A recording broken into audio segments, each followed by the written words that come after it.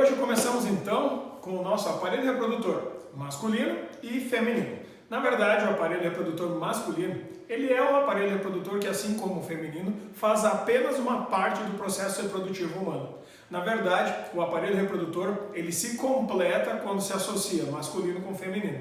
Então a gente deve lembrar que para todo e qualquer tipo de bicho, e os humanos não poderiam ser diferentes, a gente vai ter um sistema reprodutor que ele tem que ser complementar, compatível. Significa o tamanho tem que ser proporcional, o método de fecundação tem que ser proporcional, o espaço para os filhotes desenvolver deve ser adequado. Então, no nosso caso, o processo de reprodução depende do macho, de uma fêmea. O macho tem que largar dentro da fêmea, próximo aos óvulos, os gametas. Sendo assim, existe uma necessidade de ir até lá dentro do aparelho reprodutor feminino e liberar ali naquele ponto todos os gametas masculinos, ou seja, o espermatozoide. Quando acontece isso, então, nós precisamos que aconteça uma coisa chamada de cópula, acasalamento com a introdução do pênis. Quando acontece isso, nesse caso em especial, a gente pode dizer então que nós vamos ter aparelho reprodutor masculino em um organismo, aparelho reprodutor feminino em outro organismo. Sendo assim, cada indivíduo tem o seu tipo de aparelho reprodutor. Portanto, nós, como animais, somos classificados como seres dioicos, ou seja, onde cada um apresenta um sexo diferente, um aparelho reprodutor diferente. Então, quando acontece isso, os indivíduos dioicos, eles vão acabar fazendo acasalamento, trocando gametas. Nesse caso, a fêmea recebendo o gameta do macho. Quando acontece isso, então, a gente diz que a fecundação é cruzada. Então, nós somos indivíduos dioicos com fecundação cruzada, que significa o macho libera gametas para a fêmea. Quando acontece isso, esse processo de fecundação cruzada acontece no interior do corpo da fêmea. Sendo assim, nós dizemos que nós temos seres dioicos com fecundação cruzada e, como é dentro da fêmea, interna. Então, reprodução cruzada com fecundação interna. E então, no nosso caso, a mulher, vai receber os espermatozoides, vai sofrer fecundação lá dentro do seu organismo e aí começa a desenvolver o feto dentro do seu corpo, até o final do desenvolvimento fetal, onde vai nascer um bebê pronto. Sendo assim, o processo todo reprodutivo da gente é classificado da seguinte forma: nós somos seres dioicos, com fecundação cruzada interna e com desenvolvimento direto. Por quê? Porque o filhote, assim que está pronto, aí ele sai, que no nosso caso, é cerca de 9 meses. Então, quando acontece isso, para que todo esse mecanismo, todo esse procedimento reprodutivo seja viável, seja possível, é necessário que o aparelho reprodutor masculino tenha todas as estruturas necessárias para que possa fazer a fecundação interna e liberar os gametas lá dentro do corpo da fêmea. Então, aqui nós temos, de forma esquematizada, a estrutura do aparelho reprodutor masculino. Então, a gente deve lembrar que nós vamos agora lá para dentro do aparelho reprodutor masculino e ver da onde saem os gametas, por onde eles passam até que eles possam sair e a partir dali então, pela ejaculação, ir para dentro do corpo da mulher para completar o processo reprodutivo. Então vamos começar. Lá dentro, a parte mais íntima que o homem tem no aparelho reprodutor são as gônadas, ou seja, os testículos. Dentro do testículo, que é essa parte toda avermelhada aqui, a gente vai ter nas paredes dele um conjunto de células chamadas células de Leydig, que são células responsáveis por produzir, sintetizar a testosterona. A gente não pode esquecer que a testosterona é aquele hormônio masculino, hormônio sexual masculino, que é um tipo de esteroide, tá? É uma gordura que serve como hormônio. Nesse caso, essa testosterona tem, entre os seus tipos de finalidades ou funções, a capacidade de definir aumento de massa muscular no homem, tá? Ainda a definição dos caracteres sexuais secundários masculinos, que nem a barba, pelos pelo corpo, aumento de massa muscular, aumento da estrutura óssea e estimular a parte interna, onde estão os túbulos ou dutos seminíferos, para fazer a espermatogênese, fabricação de espermatozoides. Aí transformar espermatogônias e passar pelo processo meiótico até se transformar em espermatozoide. Isso acontece lá no início da puberdade dos meninos em geral, Eles começam realmente a funcionar para a reprodução a partir ali dos 11, 12 anos para frente. Então, dentro dos túbulos seminíferos, são esses canudinhos pequenininhos, a gente vai ter um conjunto de células chamadas de células de Sertoli. Essas células, então, são estimuladas pelos hormônios, que é a testosterona, liberada das células de Leydig. Então, aqui, a gente tem a ação da testosterona, que vai fazer então as células de Sertoli agora a fazer a espermatogênese. Só que os espermatozoides que são criados dentro desses túbulos seminíferos não estão 100% maduros e completos. Na verdade, eles começam a ser fabricados ali. Então, à medida que eles estão sendo fabricados e eles não estão prontos para sair, eles vão sendo liberados para dentro desse duto maior. Esse duto maior, chamado epidídimo, nada mais é do que a confluência, do que a chegada e a união de todos esses pequenos tubos seminíferos que estão ali e que vão chegar no mesmo ponto. Então, o epidídimo é a junção, né, a união dos tubos seminíferos, formando um duto mais largo e maior. Dentro do epidídimo, a gente vai ter, então, para os espermatozoides, um período de amadurecimento. E ali eles vão ganhar nutrientes, vão completar o crescimento da sua cauda e ficar prontos para realmente reproduzir. Então, nesse caso, dentro do epidídimo, acumula horrores de espermatozoides em fase de amadurecimento. Então, eles estão passando ali dentro pela fase da diferenciação celular e espermiogênese, que é o processo de formação dos espermatozoides. À medida que esses espermatozoides estão prontos, eles ficam estocados e alojados ali no epidídimo por um tempo e serão então empurrados por dentro do canal deferente por cílios que vão fazer esse transporte até a parte mais alta do aparelho reprodutor. Mas é importante lembrar de um detalhe importante. Durante esse processo que acontece ali de espermiogênese, que é a diferenciação celular, a gente vai ter a transformação do espermatozoide ficando só com aquelas estruturas internas necessárias, que são centríolos, mitocôndrias, complexo de Golgi e o núcleo N que o pai tem. Só, tá? O resto vai fora. Segunda coisa importante de lembrar, o aparelho reprodutor masculino, ele funciona nos seus testículos a uma temperatura levemente abaixo do resto do organismo do homem. O organismo do homem, assim como o da mulher, e de qualquer mamífero, trabalha a uma temperatura média de aproximadamente 36 graus e meio. Até 37 a gente considera que está legal, né?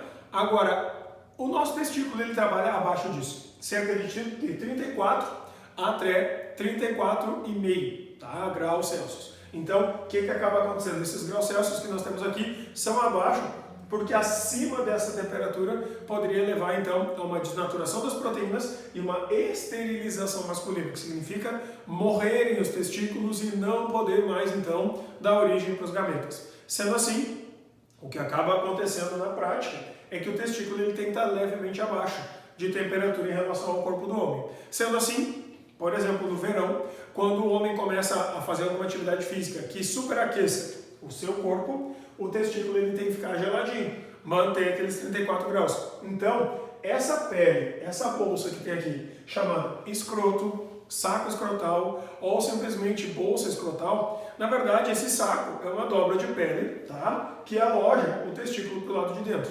Se o corpo do homem começa a esquentar, essa pele ela espicha. E ela dá de si, ela espicha mesmo os tecidos, e aí fazendo com que o tecido do testículo fique mais distante e evite que o testículo superaqueça como o corpo. Segundo lugar, se for inverno, o que acaba acontecendo então é que o corpo do homem vai tentar manter aqueles 36 graus e meio, mas o testículo ficando mais distante ele tem que ficar muito frio e ele pode matar as células testiculares agora por causa do excesso de frio. Então, o que acaba acontecendo é que essa pelezinha do escroto, ela, em vez de esticar, ela encolhe e aproxima o testículo do resto do organismo para tentar manter a temperatura elevada, manter tudo quentinho. E aí sim, garantir que se mantenha aquela temperatura e mantendo a temperatura, então, o que acaba acontecendo aqui, mantém o funcionamento de espermatogênese. Quando a gente tem, por exemplo, situações de meninos que pegam cachumba e que a cachumba recolhe, que significa troca dessas glândulas, que são as parótidas, para essas glândulas, que são os testículos, vai dar febre, os testículos podem superaquecer e por causa então de uma febre mais alta pode levar a uma mortalidade maior daquelas células que produzem os gametas e o homem pode ficar estéril por causa da cachumba. Por isso, você deve tomar bastante cuidado quando as crianças têm doenças dessas da infância, em especial por causa dessa questão reprodutiva. Mas, voltando para a ideia aqui do aparelho reprodutor, o que acaba acontecendo então é que assim que os espermatozoides estão prontos aqui, o que vai acabar acontecendo é que eles são conduzidos, levados pelo canal deferente ou duto deferente, desde o epidídimo até perto da próstata. Então, esse canalzinho ele vai, sobe lá debaixo da parte testicular, faz a volta pela bexiga e vai entrar para dentro do pênis. Então, no momento que faz essa volta aqui, tudo isso é volta do canal deferente. Quando está chegando na estrutura da próstata, a próstata é um órgão muscular e ela contrai e estica, contrai e estica. O papel dela é fazer tipo um controle de fluxo. Como assim? Na verdade, por dentro da próstata a gente tem a passagem de dois dutos que formam uma espécie de um Y ali, que é um canalzinho que já vem de dentro da bexiga, que vai formar a uretra, e o canal que está vindo lá do testículo, que é o duto deferente. Então, a próstata controla. Quando o homem vai ejacular, ou seja, atividade reprodutiva, tranca a passagem da bexiga. Quando o homem vai urinar, vai fazer xixi, vai excretar, tranca a passagem que vem dos testículos, tranca a parte do canal deferente. E aí ela fica controlando isso. Quando o homem fica velho demais, é normal que na velhice a próstata ela aumente de volume, porque ela fez aquele movimento de contração muitas vezes na vida. Então, é possível ter que tirar a próstata, porque ela pode atrapalhar esse sistema aqui, depois de muito velho. Então, quando acontece isso, nesse caso, a próstata, se ela for perdida, o homem perde parte das suas atividades voltadas para o aparelho reprodutor, mas não tem nada a ver com a ereção e a estrutura reprodutiva. Por quê? Porque, na verdade, a próstata ela é responsável por liberar um fluido, um líquidozinho, que ele tem entre as suas finalidades, entre os seus papéis, a capacidade ou a atividade de liberar um fluido que limpa a parte de dentro da uretra, garantindo então que o homem vai mandar os espermatozoides por dentro da uretra vivos. Então, por que isso acontece? Porque é possível ver aqui, ó, que pela bexiga desce e escoa por dentro do mesmo duto os espermatozoides e a urina. Então, o que acaba acontecendo é que o espermatozoide, quando vem diretamente do canal deferente, vai ter que passar pelo mesmo canal, pelo mesmo duto, por onde escoa a urina. Então, é necessário, cada vez que o homem vai fazer a reprodução e ejacular os espermatozoides com líquido espermático, fazer a limpeza ali no duto, garantindo que o espermatozoide, quando passar, não tenha sobras da urina, de ureia, e que possam levar, então, os espermatozoides à morte.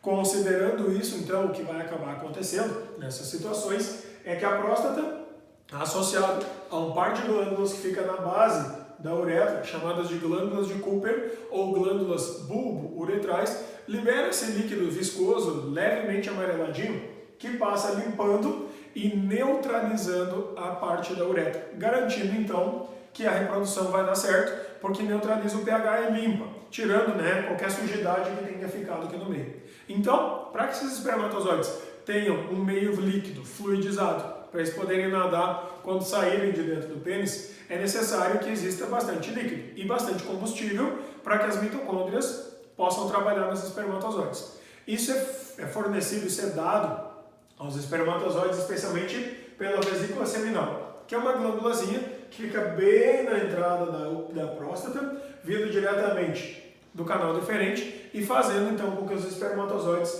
fiquem abastecidos. Então o espermatozoide ele ganha líquido, meio líquido, água para poder se deslocar e, muito importante, um horror, um monte, grandes quantidades de frutose diluídas no meio daquele líquido, garantindo que os espermatozoides pegam aquilo ali e as mitocôndrias trabalham muito, fabricando muita energia, muito ATP, né, para que a cauda ou flagelo possa mexer, levando os espermatozoides para frente. Então, espermatozoides incompletos, espermatozoides abastecidos e completos. Aí, a próstata, além de ser responsável por limpar essa parte, ela ainda ajuda a dar uma contraidinha cada vez que o homem vai passar os espermatozoides por aqui, que é uma das coisas que vai ajudar a propelir, a esguichar os espermatozoides dali de dentro. O resto são os próprios músculos do pênis que contraem e empurram o fluido todo para fora.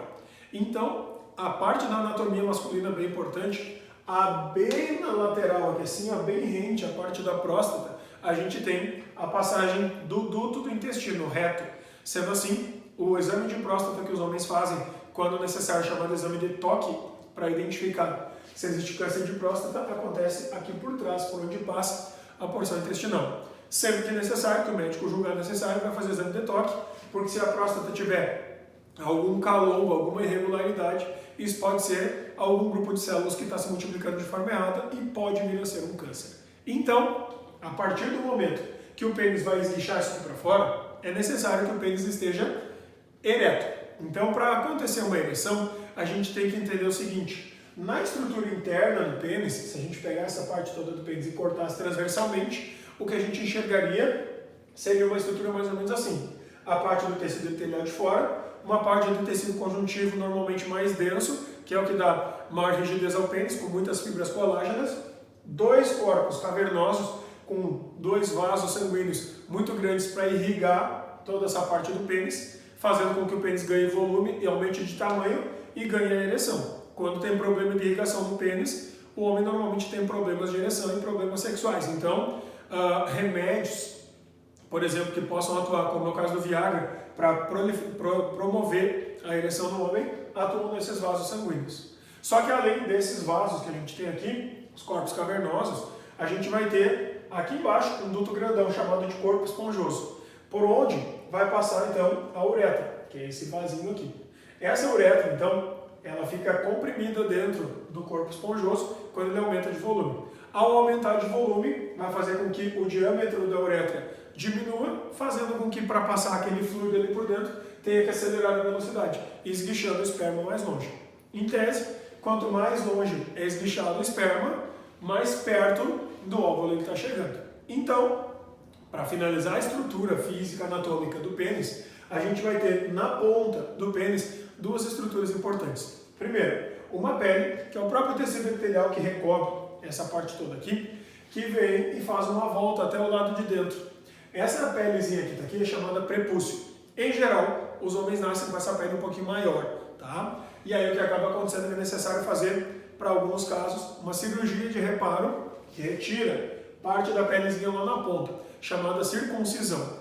Caso não se faça isso, e em geral as pessoas, pais, não cuidem para que essa partezinha interna aqui fique aberta em vez de ficar fechada, se ficar fechada começa a juntar bactérias e começa a dar uma infecção, uma inflamação, formando uma doença chamada fimose. Então, essa pelezinha do prepúcio, ela é uma pele retrátil, ela vai para trás e para frente, e ela é responsável, então, por garantir que a parte toda, essa aqui da frente, chamada de cabeça do pênis ou glande, fique exposta. Essa partezinha aqui, durante a relação sexual, é aquela que é estimulada sexualmente nos homens. Ela é a parte lotada de neurônios sensoriais e vai ser a parte da responsabilidade sensorial para que o pênis tenha, então, estimulação sexual. Sendo assim, a parte do prepúcio, ela cobre a glande. Se a glande fica escondida e fechada há muito tempo ali, há grandes probabilidades de desenvolver, então, algum tipo de infecção. Por isso que se faz a circuncisão. Para algumas religiões, a circuncisão é obrigatória para todos os meninos, que é o caso, por exemplo, do judaísmo, que é provável que ainda faça até os dias de hoje.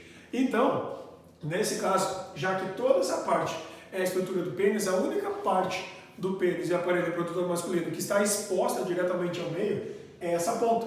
Sendo assim, é por aqui, caso aconteça, que se o homem pegar uma doença sexualmente transmissível, ele deve adquirir. Se não for por via sanguínea, né, uso compartilhado de seringas e agulhas, etc., transfusão de sangue contaminado, vai ser via sexual e vai ser por essa parte, que é o caso da AIDS, por exemplo. Então, como métodos de proteção para doenças sexualmente transmissíveis e também, nesse caso, para evitar uma gravidez não desejada ou não planejada, a gente tem, primeiro, o método contraceptivo, que é o primeiro método para não engravidar, que é o mais importante de todos. O uso de camisinha, ou chamada camisa de Vênus, que é na verdade uma capa de plástico, né? Uma capa de látex, que fica na volta de toda essa estrutura. Então, a camisinha é conhecida como método de barreira, e ela na verdade vai criar, assim, literalmente uma capa, que vai envolver o pênis, né? É desenrolada no pênis ereto, e vai desenvolver um reservatório ali na frente. Então, quando o homem esguicha o esperma, ele fica retido ali. É importante